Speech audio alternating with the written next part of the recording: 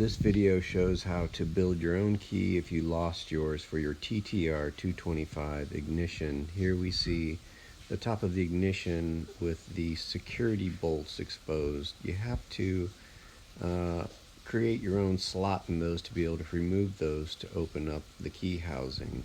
So put a dent in them, do a little drilling, and use some type of grinding tool to create a slot. Once you have that, they come off pretty easily, exposing the swage cylinder, which comes right out easily. Once it's out, you can insert your key into it and see very easily how the swages will line up and where you'll need to grind your key. Here we see it without a key in it in its lock position. Here's a key next to it. Here's a key inserted, and you can see the swages raised up on the top. You need to scribe a line at the front of the swage with a sharp scribe, and then use a caliper to measure the distance to the swages that you need to grind holes onto the key. So then go back and mark your key at those very specific areas, and then start using your Swiss files to start the cuts, and then use rounded Swiss files to cut the grooves into the key so that the swages sit completely flush.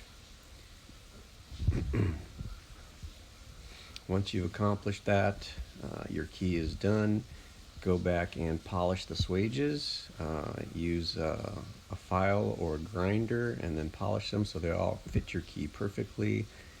And then when you insert your key back into the housing in the normal position, you see it here.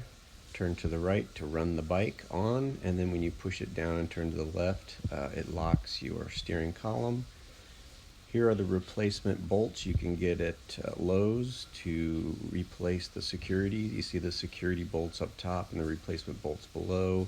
Here it is all reinstalled together, and here is the eBay seller I bought the blanks off of, 2 for $15. Here is a video on the internet that I watched to learn how to do this, and here are some examples of how much it'll cost to buy one of these used on eBay, $65 to $75.